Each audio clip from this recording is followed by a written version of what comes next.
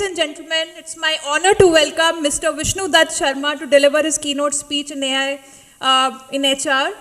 Vishnu works with BYJU as a global business head. He enjoys building and leading high-performance teams and impactful businesses at scale. He did his master's from IIM Bangalore and BE from Birla Institute of Technology. He has worked with Boston Consulting Group, Myntra, and few other organizations as well. Ladies and gentlemen, let's welcome Vishnu with a huge round of applause. Thanks everyone. Good afternoon. Good afternoon. So just to understand who's the audience, everybody is a HR professional here, or are there people from other functions also? Like I just customize my next 15 minutes accordingly. Like can everybody who's in HR raise hands?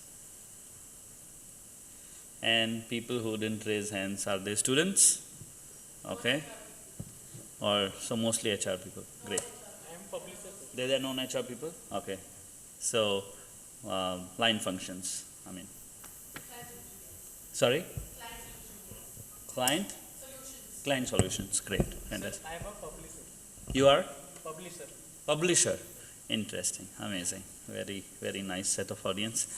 Great, so I think this group is small enough for us to keep it interactive rather than make it a keynote address, and I think that will be the best use of your time and my time. So what I was going to demo here, but for that I would have needed internet is, so I was told about this couple of days before, and I have been traveling a lot, so I didn't get time to make PPT. So Neeru and Ananya have been following up. Will you send us slides, or will you just speak? So I said, I'll just speak. And last night I thought maybe they are just gently nudging me to send slides. So let me put some hours to make that slide. And since this topic was on AI, I just Googled up a tool to make a PowerPoint, right? And while I can't demo it here, the beautiful thing is just with one prompt, it took less than 60 seconds for the tool to generate slides. Which means what, right? When I was with the Boston Consulting Group, we were in the business of, let's say, servicing clients, and our offering was mostly what you call strategy consulting, and sometimes we used to also implement projects. But at the end of the day, we just used to give slides, right? Our product was just slides, right? And for those of you who don't know, BCG charges a bomb, right? Like the kind of price point they charge. Like when first month I couldn't digest that they are billing so much money for me just right out of business school. So, for a few $1 million, we just used to hand over slides. Here is your output, give us my money, right? So, and now when I was a consultant, I used to draw slides on paper, and I used to hand it over to there used to be actually a function which used to call production. In those days we used to call them slides production, and they used to work like 24 hours in shifts, of course. So that because BCG being a multinational company, somebody is working like every hour. So we had people in US, we had people in Europe, we had people in India. So at any point I could just draw slides, take pictures, or scan them and just email. And by morning I will have my slides deck. So it was like a job just to create slides, right? Now, you don't need a person to make slides, right? With one prompt, they are just made, right? This is of course not a isolated example, as you all know, right? I run the international business for BYJU's Learning, the erstwhile Whitehead Junior.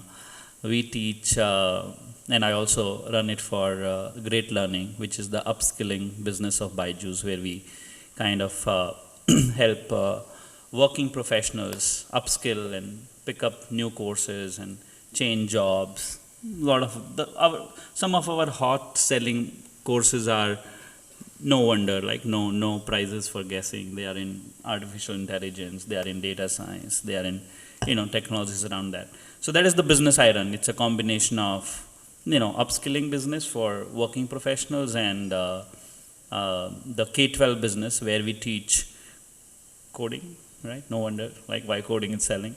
Math, again, very important, and music also. In Latin America, we also sell English because, like India, everybody wants to learn English. So that is the business I run. Why I'm telling you that is, 6 months back, in the customer support function, I used to have about 50 agents in Brazil and about 60 agents in Mexico, right? Customer service agents. We have about a team of about, let's say, 300 each in each country. The Mexico team serves the whole of Spanish Latam, your Mexico, Colombia, Argentina, your Peru, Chile, Uruguay, that the whole Spanish market basically, the South American thing, and the Brazil, the Portuguese market is served by the agents based out of São Paulo in Brazil. Today I have 10 each. You may think it's cost cutting. That of course is a thing, but we still did the same work. How?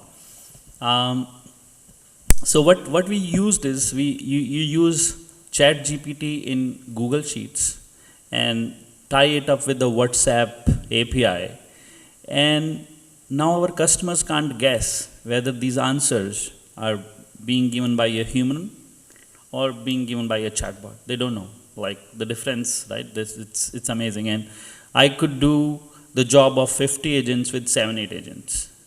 This is what we have done, right? I'm not giving any hypothetical examples, right? So for me, this is big deal. This happened within a month, right? And it did not need any very deep engineering talent for me to do this. Like, this is an ISB graduate with some background in software, but this is something anybody who can run Google Sheets, you can call a ChatGPT, is a function now that you can call in Google Sheets, most of you would know.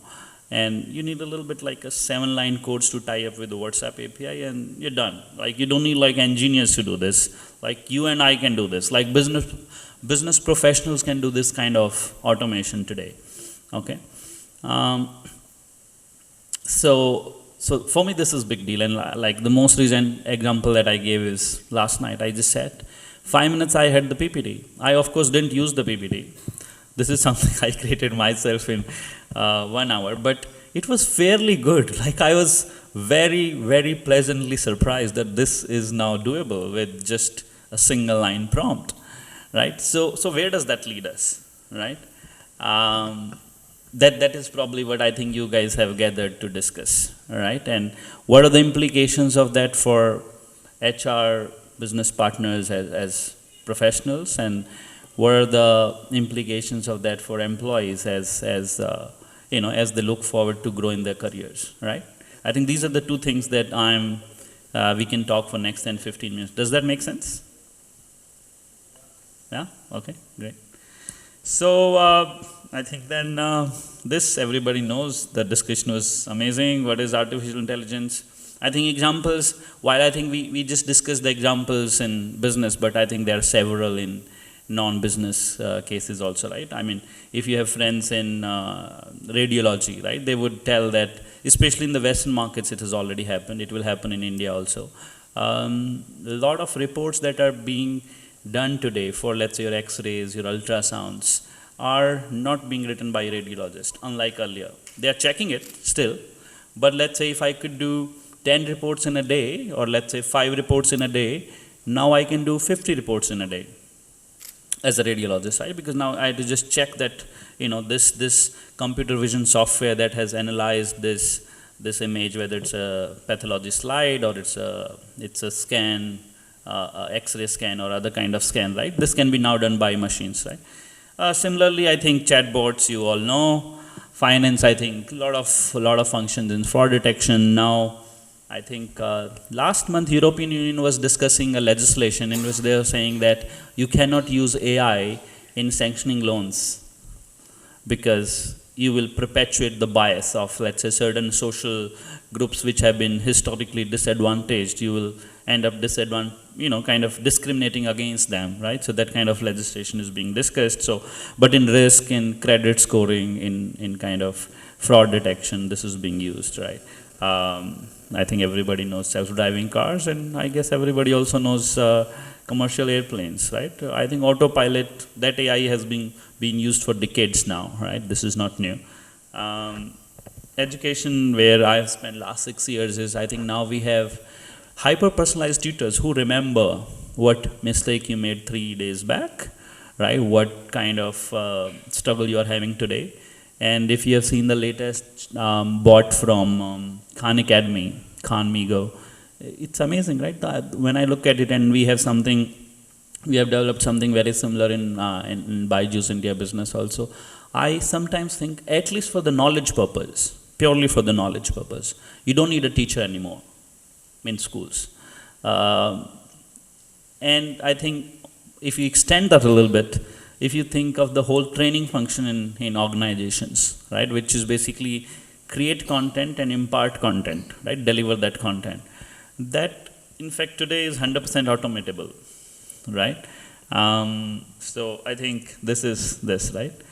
But I think before we try to peep into the future, right, what are we saying is, what are the implications of this, right? Let's see the history of this a little bit, right? Because, like I said, like this autopilot of commercial airplanes, that has been going on for decades, right? And this is not the first time automation is happening in the history of mankind. It has been happening since, I would say now, almost 150, 200 years, right? The first automation, when it happened, we called it Industrial Revolution, right? That's what we studied. And what has happened, what has happened in last 100 years, if you look at, right? For me, if you go back, let's say 500 years, or 500 years, when did we, not even 500 years, 200 years, let's say, 1823, let's say, right? That's when, let's say, Bahadur Shah Jafar was alive in Delhi, right? I think the things he had access to, or the lifestyle, or the comfort and conveniences he had access to, most common people today would have access to better things than him. He was a royal, we are commoners, but we have better comfort and convenience, right? How has that happened? And all of this has happened in last 200 years, right? This is in the, whatever, probably I think the history of mankind is probably what, 70, 80,000? But a lot of it has changed in last 200 years, right? How has that happened?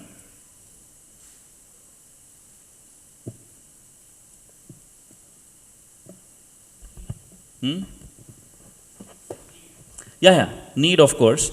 But what is the enabler, right?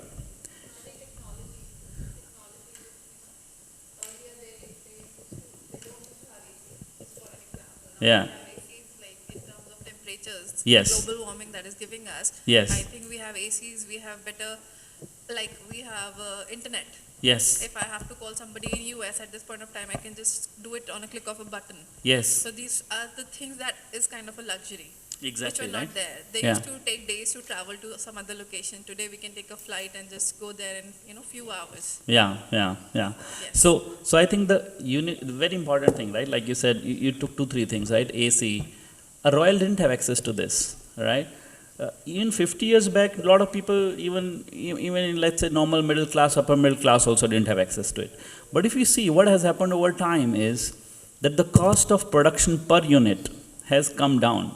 Does anybody remember the time when, like, these telecom calls used to be like 20 rupees per minute or something, right? The phones used to be like really expensive, 30,000, right? In those days, 30,000 used to be like 3 lakhs today. I'm talking about like 15, 20 years back, right? But today everybody can have access. How has that happened? I think, like you said, right? So it has happened because what technology and automation, let me use the word tech-driven automation, what it has done is that one person can now do the job of 10 in last, let's say, 50 years, because of which the cost of production actually came down. The same thing, we could produce it cheaper, right? And because we could produce it cheaper, we could sell it cheaper, because of which a lot more people had access to it. And because that scale happened, the economies of scale kicked in. It became further cheaper. So even more people could have access to it, and so on. But the starting point was, let's say if I were to sell an AC at 5 lakh today, you know the AC market, right? It won't be much. But because I can sell an AC at 40,000, I can sell a smartphone at 10,000. Look at the market, right? This wasn't so 30 years back, right? But how has this happened is because of tech-driven automation. What I say, productivity has gone up, the unit cost has come down, inflation adjusted, and because of which the access and the economies of scale have kicked in, which have made things better in the long run for everyone. Yes or no, right? And I think because of which, let's say, everybody is better off, right? Like even a vegetable vendor today is living a much better life than a middle class was living 50 years back, right? So in general, the economic well-being, it has increased in the society, right? The comfort and convenience and what you call lifestyle, that has improved because of all that. And a lot of things that we couldn't have imagined, let's say 50 years back, are possible today. Like, forget 50 years back, even 30 years back, right? And 30 years is a very small time in the if you look back, even for a human, right? Today, you can just pick your phone and talk to somebody on the other side of the hemisphere on video for free. This was not possible just 30 years back or even 20 years back, right? You were paying through your nose to talk to somebody in another country, right? And forget video, even audio was like prohibitively expensive, right? This has happened because a lot of automation has happened because of the cost of what nearly producing everything has come down, right? Just 10 years back, nobody would have imagined, right? That there can be, I can pick my phone and like pay. You don't need to like carry a wallet, right? You have phone-based payments, right? Because of internet and because of the penetration of smartphones and because of all of that, right? In fact, in most of the developed world, phone-based payments are not reality even today. This is very unique to India, and I think the way the tech-driven, like I think people in India have really embraced tech-driven automation, right? Across social classes, across professions, across economic classes. Yes or no, right? So because of this, what has happened? Things that we couldn't we couldn't think, we couldn't even imagine, right, have happened today. For the good, I mean, yes? So what is the takeaway, right? The takeaway for me is that in general, if I look back 100 years, before I try to project next 30 years, if I look back 100 years, because of tech-driven automation, the world has become better. Everybody is better off. Production cost is coming down. Prosperity is going up. You can debate about inequality and stuff, but in general, everybody is going up, right? I mean, you can we struggle when you think in months and years, but you think in decades. The trend is very positive. Yes. So yeah. And this I was thinking, right? This has become better not just for you and me, but for everybody, right? When you think from an organization's perspective, there are 4 participants. The one is the capitalists, the shareholders, right? The owners, right? Or the organizations. What are they trying to do? We're trying to deliver something, some product or some service, and do it in a manner that is economically sustainable and also make some profits in the process, right? So so for the capitalists it has gone better because the profits have increased, right? That's why you have now trillion-dollar companies, right? For employees and producers who were on the right side of this change, right? Who rode this tech change, for them, of course, their income increased.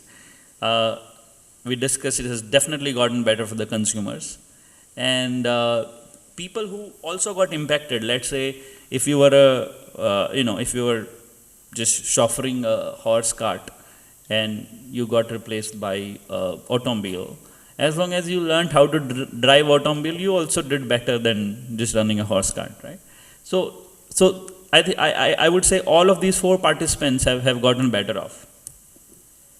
But still, why is everybody freaking out? Because of AI, right? No less than Elon Musk is saying that, we should stop all AI research, right? There's some 60, 70 people signed a letter to government saying all AI research more advanced than ChatGPT should be immediately stopped, right? EU is talking legislation, right? I'm saying if automation has been good for us, why is everybody freaking out? What is new this time? What do you think? Sorry, let me not show you the answer. Sorry? Fear of unknown, okay. But fear of unknown was there earlier also. Privacy concerns, okay. Privacy concerns, I think your privacy went away the moment you signed up on Facebook and Insta. And That's what I meant, like ethics and privacy concerns because of that. sorry? It's becoming excessive, so that's what I meant, like ethics Yes. and privacy concerns. Yes, yeah. No, you're right. I'm just trying to make a joke about it. You're right. But I'm saying that has been happening since 1990s, right? Because so much information, like Facebook knows more about you than you know about yourself, right? So, yeah, but yes, it is there. Anybody else? Why are people freaking out? Not people, like everybody freaking out. Like the capitalists are freaking out.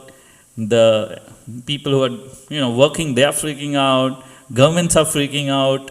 AI researchers are freaking out. Everybody's like, as if some catastrophe is upon us. I think it's more because, people have a fear that AI is taking over. Because if you see, 60 to 70% of the internet traffic is because of the chatbots right now. Human intervention has reduced. People have a fear that our jobs will go away. Like, we are all here to discuss the same thing, right? Yes. That, AI is taking over, whether there will be jobs or not. Yeah. We have jobs like prompt engineer for ChatGPT, which Yeah. were not there like a month back, like you Yes. said. So it's like, it's taking over. Yes. So Yes. that's what I feel. Yeah. Overwhelming. Very overwhelming. Absolutely. Yeah. Yeah. Yes. We are also scared of understanding what it is capable of.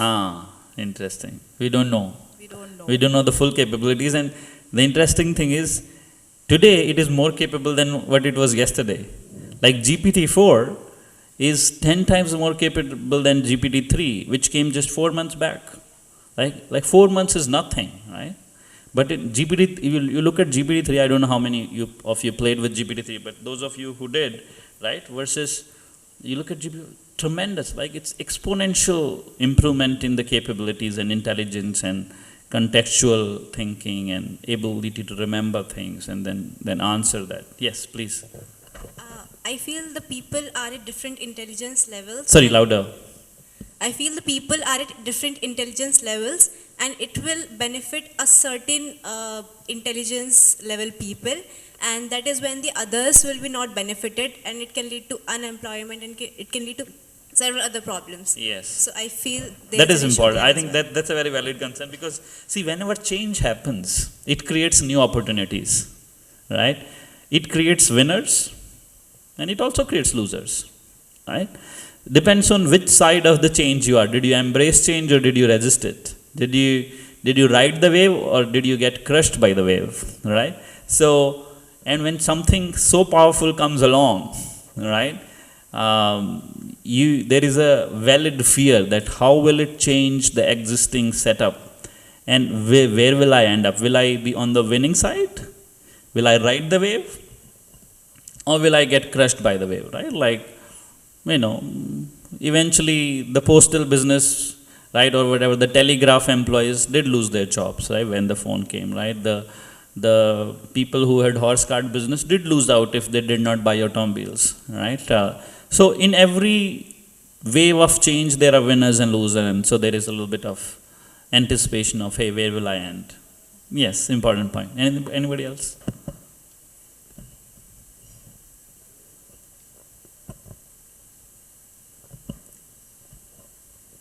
Cool. So I think if we summarize all of this, right, then why this time is different is, see, historically if we see, we did not automate intelligence. You could, let's say you were plowing your field using a bullock and like a simple plow. We give you a tractor. So if earlier you could do plowing of 1 acre in a day, now you can plow 20 acres in a day, right? Earlier if you were like a job shop employee, like what happened in the Industrial Revolution, how cars became cheaper, let's say the story of Ford and all of that, is we automated assembly lines, right? Earlier if you could, let's say, we could manufacture, let's say, 1 car per 10 employees. on the job shop. Now we can do 1,000 cars per 10 employees and so on in every industry, right? Like if you take a closer example of, let's say, white collar thing, I mean, consulting example comes to my mind, right? If you go back 20, 30 years, right? Consulting used to be done on those transparency slides, right? Used to have those transparency slides in project, and it used to take a lot of time to make those slides. Even before that, it used to be on chart papers. Client presentation used to happen on these huge chart papers, and somebody used to just make, right? I mean, to create one deck, it used to take like a week, right? Now you can create 5 decks in a day, or at least 1 deck in a day with PowerPoint, right? So the same person could do 10x better. Everything became more and, like, faster and cheaper. The productivity of average person increased in any industry that you pick, right? But we never automated intelligence, right? In my mind, why this time is different is, for the first time, so historically we have thought intelligence is very unique to, specifically to human beings and generally to living beings, right? Even a dog is intelligent, little less intelligent than a human, but right? Even a rat has a certain IQ and so on, right? Different animals have different IQ, but the human sits on the top of that IQ food chain, if I can say, right? That is why we dominate the planet, right? So we never automated intelligence, not because we didn't want to, because it was not possible. We didn't have the wherewithal, the hardware, the data, the energy needed to do that. Now, for the first time, the hardware has come along. We have access to humongous data which is recorded and organized on internet, right? And we have, access to, a lot of energy which powers these servers, right? And all these 3 things together, we're able to do what happens in a human brain, right? Like millions of signals are traveling, neurons are firing, that we have been able to kind of do outside the human mind, right? So for the first time, we are beginning to automate intelligence, or what looks like human level intelligence, at least at the chatbot level, if not in every domain. And the fear is, if this gets to every domain, what will happen to humans, right? I think that is the what is exaggerating it. Of course, right? There's a lot of, so I wouldn't attempt to answer that today. It's a question for everybody to ponder. It's a valid question, and I think that's the debate that is currently going on. There are 2, 3, I think, the leading voices on that. Some people are on this side with saying the development of AI is good for mankind and womankind also, and the other side is it will take over, we don't understand it, so let's stop it. So I think both sides have valid concerns, but that is a discussion for some other day. And I think what is happening new this time also is, earlier a lot of blue collar work got automated. Now we are also automating white collar work. Like this slide example that I gave. Like 60 seconds to create a deck, done. Same things you can do analytics pretty fast now, right? And so on, right? Like you can replace, like if you're a content creator, if you're a social media content creator or SEO content creator, now though I can create content, just write a prompt and create content, right? And so on. Lot of jobs like that. If you are just a graphic designer, I can just go to, right? There's so many softwares now which can create graphics just by prompts, or video for that matter, or music. Forget music. Like just 1 year back in 2021, when money was flowing like water, thanks to VCs and PE funds, right? It was a struggle to hire a good engineer, right? Coder. I mean, most of you are from HR, and you would have done recruiting, right? How easy was it to hire a software developer? Huh? Yeah? Anybody has that experience of, you made an offer and nobody's joining because they have a 2x better offer? But this is the same right now also. Yeah. You give an offer and people do not turn up. It has at least become better. We have downsized our tech team by half, so I'm sure half of those people are in market. Yes. It's interesting that you've been mentioning this, Vishnu, and just yesterday, I'm into poetry, okay? So Into poetry. poetry. So Uh-huh. there's this friend of mine who sent me a poem on LinkedIn. Huh. I was like, why did you do that? He says, just go through it and tell me what did you think about it. I said, I loved it, it's very nice. Huh. He said, I created a bot who wrote this poetry. I don't know what's going to happen to the poets and the... I mean, so imagine a bot writing poetry. Where else can Yeah, you go from here? bots are now creating music. Yeah, you can create music. Because music also has certain pattern to it, like mathematics, right? So anything that is predictable, anything that you can bind in an algorithm, forget algorithm, I think anything for which you have enough data, you can train a software, what you call neural networks on that, right? Bots are now able to write software code, right? Now I think we teach coding to kids, right? And the whole thing was the world is changing, everything is being touched by technology, your schools are not teaching coding, you do not want your kids to be left behind, right? So we are teaching them coding, enroll them with us, right? Now, even coding, I can just write coding, like I have softwares which can write code as long as I know what code to write, right? So I think that in my view, in next 5 years, right, the era of software coolies is also gone, which was like we say 1990s and 2000s, right? A lot of people in India made a career because the Infosys and the TCS and the Wipros and the HCLs of the world will take low-cost labor here, give them H-1B, take them to US, pay them whatever, let's say 60, 70,000 USD, charge the client them 180,000 or 200,000 USD, and that was the business model of software services company, right? Like, I think last 20, 30 years, it really helped our economy grow, right? People went to Europe, US, they sent money back home, some of them settled there, everybody benefited, right? And literally they were used to be referred as software coolies in US, right? I think now, if you can just write a code, I don't need you anymore, right? Because now I can write code just by a machine. So what the point I'm trying to make is two things, right? One, we are automating intelligence. Second, this is not just about blue-collar automation. Now we are automating white-collar jobs. This is real, and this is happening right now, okay? So, what next? Where does that leave us? Is everything doomed, right?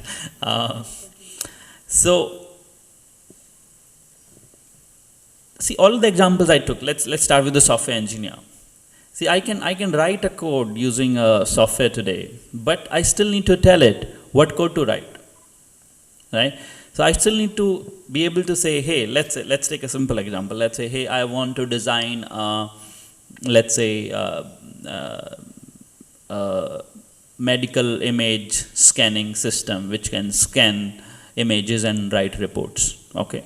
Or let's say you want to say, I want to design a food delivery app, whatever, right? I want to do a, let's say, streaming app or whatever, right? You still need to be able to design the architecture of that system, right? Break it into smaller parts, right? Tell how these parts will talk to each other, interface with each other. And then for that, then you say generate this code, right? Like you can generate a website as long as you know what website you want to generate, right? So, which means what? That only problem solving is not automated. Anything that is repetitive is getting automated.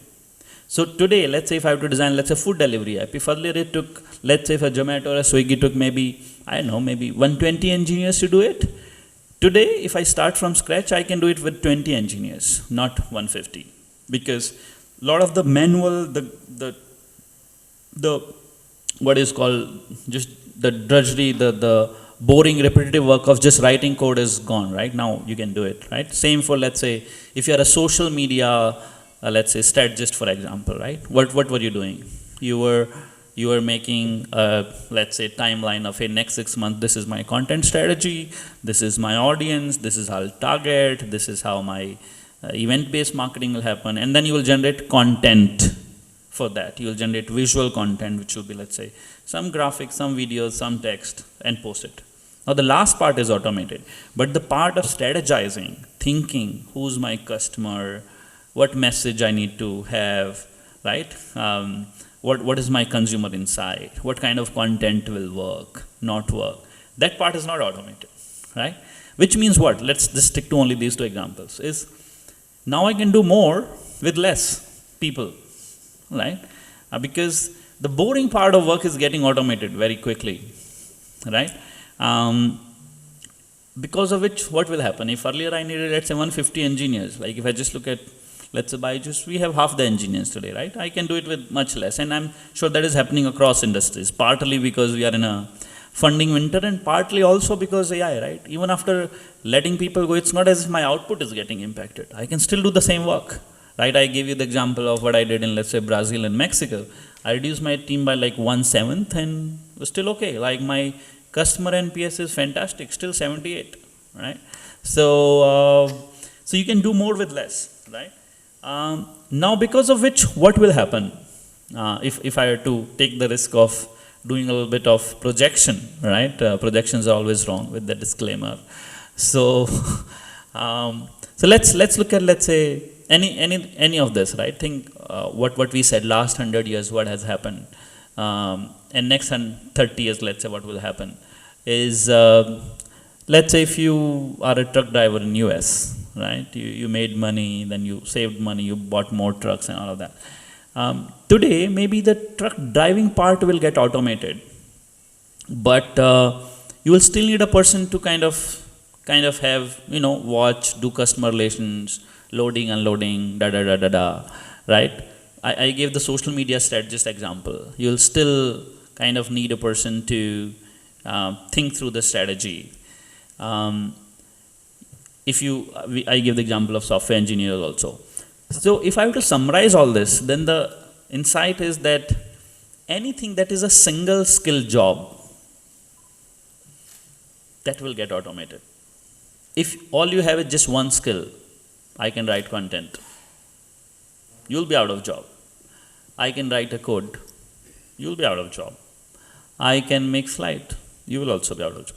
So if your job, if what you do can be described in one line, it's a single skill thing, then it will most likely get automated. But if you can do multiple things, right? If you're multi-skilled, then you'll be okay. Like I said, right? If you're a software engineer, you can also do architecture design.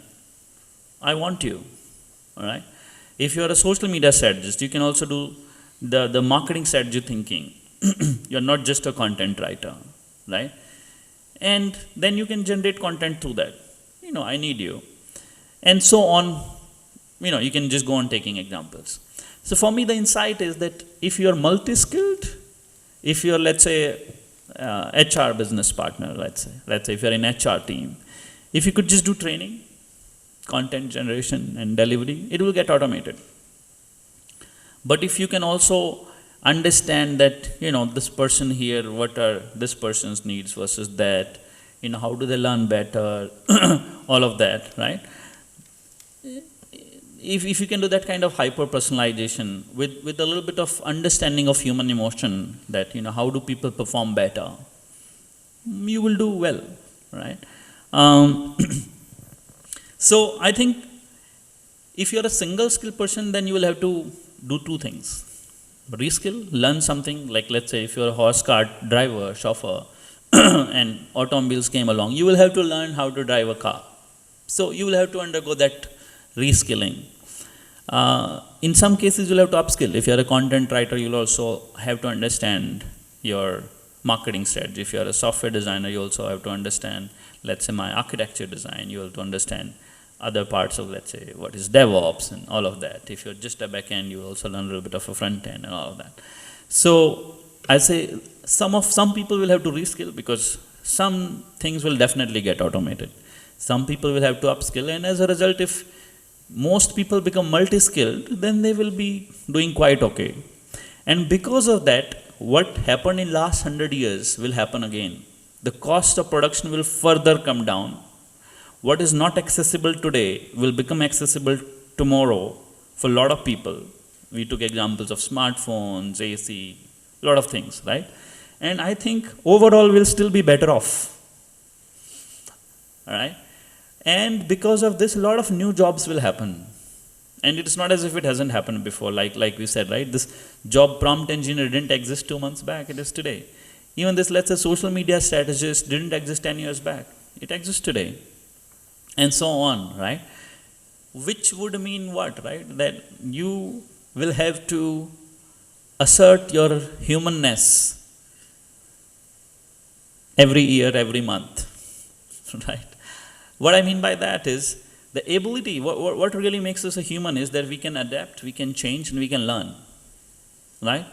Now your machines can, but we can solve new problems, which machines find tough, right? We can train them to solve problems that we have solved historically. On that data, we are training them, right? But as long as you assert your intelligence, which is an essential human characteristic, right? And are open to learning new things as the world changes, right? Unlike, let's say, 20 years back when you learned one thing and you retired with that one skill. I think that era is gone. Probably it was gone 10 years back, right?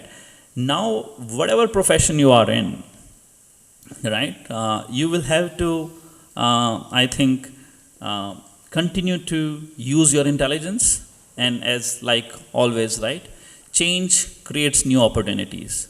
There will be some losers, there will be some winners. Which side you are on depends on how you decide to conduct yourself.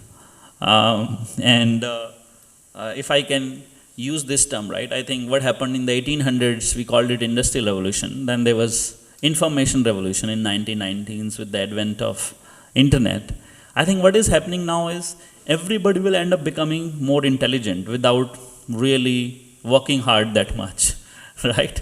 Now, anybody who understands how to multiply their intelligence using this new tech that has come along, I think as long as you are open to that kind of thing, that let me multiply my intelligence, I think you will do well.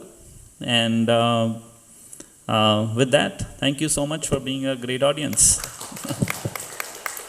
Thank you, Vishnu. We can take one or two questions from the audience due to paucity of time. Anyone who has questions from Vishnu?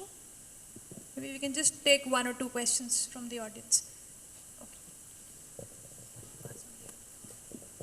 Hi Vishnu, must appreciate a great session. Thank you for the insights. So my question to you is representing BYJU's. So you are an EdTech company. So typically EdTech, as I see as an outsider, okay, also has its limitation. In fact, how much can you actually use AI or ML or the technology to teach people? So what's the next stage of EdTech companies? Okay, so let's say, for example, we are in stage 1, stage 2, or I don't know what stage you would be. So what could be the next revolution in the EdTech companies is something that I want to know from you. Thanks. Interesting question, right? And I would say, while you ask the question about EdTech, but this will be for everything, right? For me, this is like advent of electricity, right? Let's say you earlier had hand-driven fans, right? Now you have electricity fans, right? You had like, now you put electricity into everything, literally, right?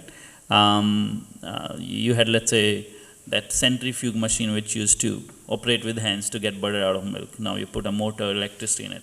So I think AI that way will be put into everything, and EdTech being no exception that way. And I think what will happen is, what we discussed is hyper-personalization. It can remember what this person doesn't know, where this student is getting stuck. Like what we wanted, like a Dronacharya and a Panda model, right? Like this person will teach different thing to Arjun, different to a Bhim, different to this thing, right? That is true personalization, that I understand who this person is, then customize my delivery accordingly, right? I think with this, we will be able to do it at a cost which is affordable.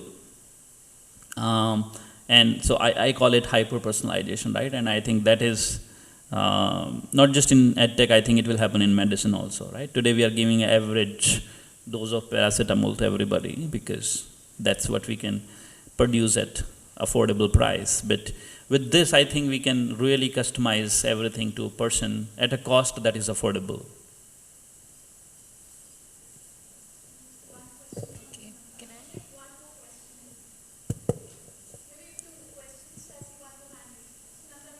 Okay, Vishnu, thank you so much for sharing that how you have curtailed 50 to 7 as a manpower.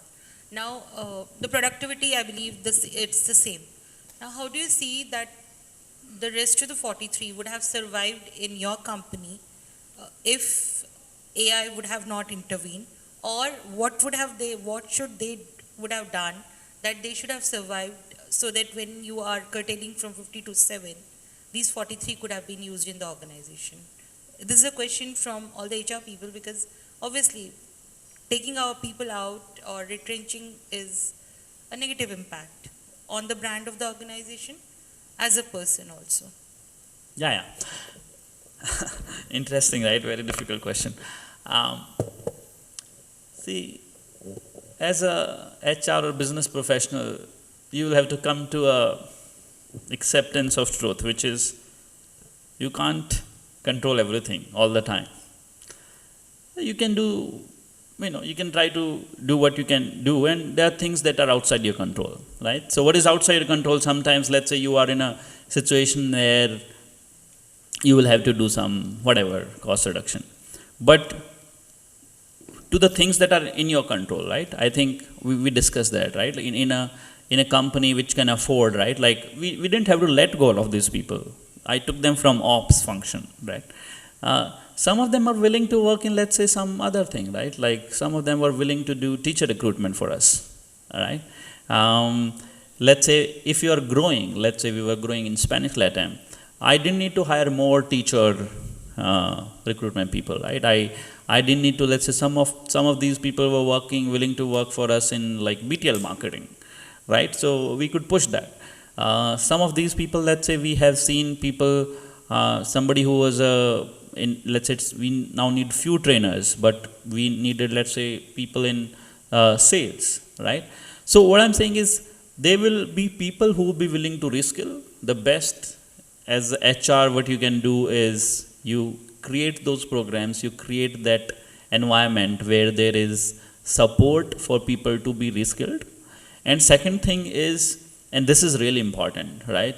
And I think this, in my view, separates the great HR professionals from the also rans, is some HR folks I see are very closely integrated with business, like they really understand the P&L, right? And those they see things coming because they're talking to their line functions daily, their understanding of the business is deep, right? So if you were to think about them when I come and tell you, you know what, I don't need these 40 people, it's too late.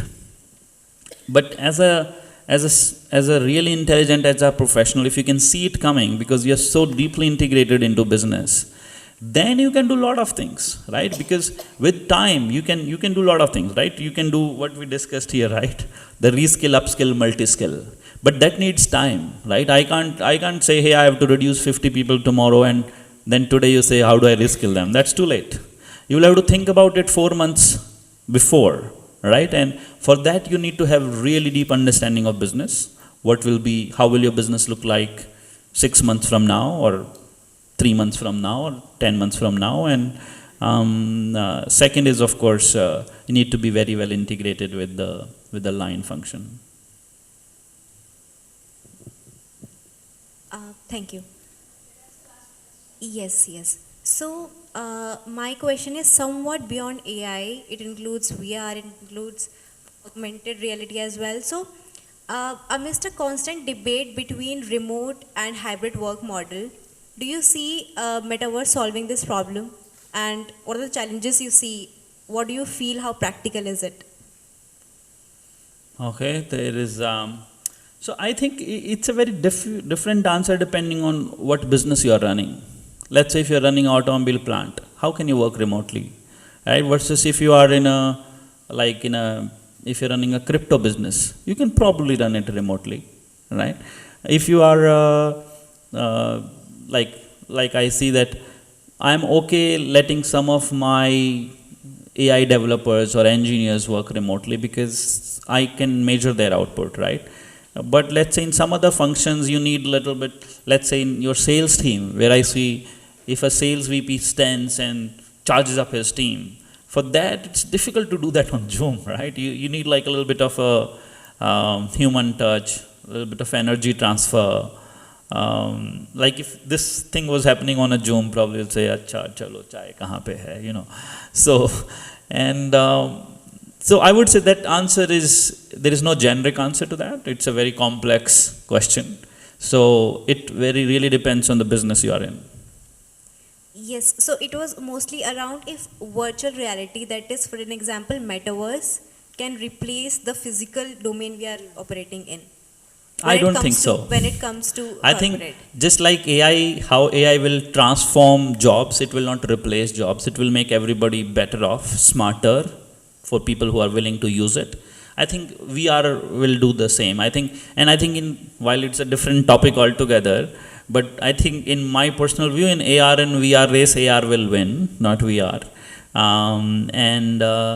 Even there, AR will augment what you can do. It will not replace it. It's impossible to replace it. Yeah. Thank you. Pleasure.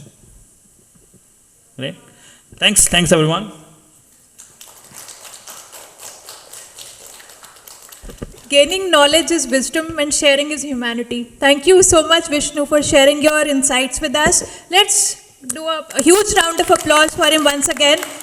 And as a token of our appreciation, we would like to give you a memento. May I please request Ms. Nanda Rao to come forward to do the honors?